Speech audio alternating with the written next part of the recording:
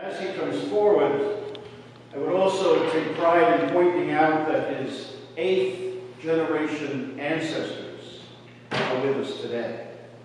He looks pretty good for a guy with 8 generations ancestors, doesn't he? Good morning.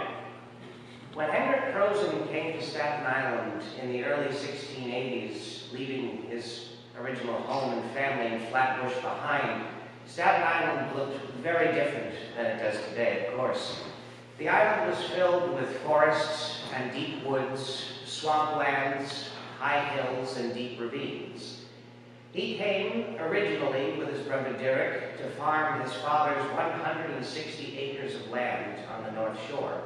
But by 1695 to the early summer of 1696, he took up a more deeply spiritual job as the Voorlezer of the Dutch Reformed Church of Staten Island.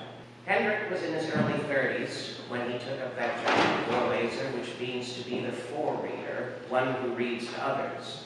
It would have been his duties to read from the Bible every Sunday to the parishioners, to, of course, record down all members of the community, births, baptisms, marriages, and deaths.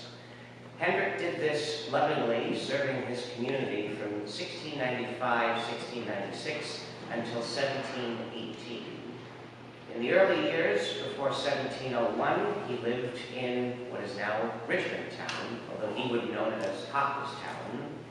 In there, in a little red building, he would have been working and living soon enough with his wife, Cornelia Kroesen, and their children, who would soon come to them. In 1698, he welcomed his first of his children, Marietje. She's the first and only child to be born in the Voorlezer's house, which is nowadays part of historic Richmond Town. Hendrick Kroesen's life is a very interesting one, and a very dedicated one to his people, to his community, and of course, to his religion. By 1718, they had moved up here to Port Richmond. They had built in 1714, 1715, the Octagonal Church. 3 guesses why it was called that.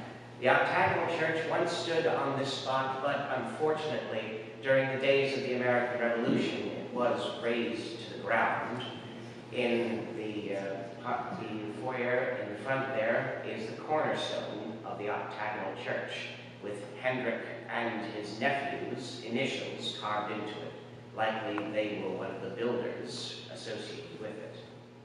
In 1718, the Reverend Sandford would be called forth from the Netherlands and would serve faithfully the community from that point on.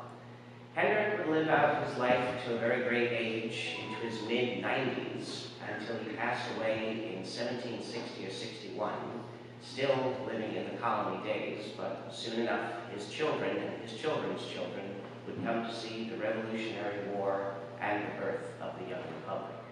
It's always good to remember where we come from, especially with one such as he. Thank you. Yeah.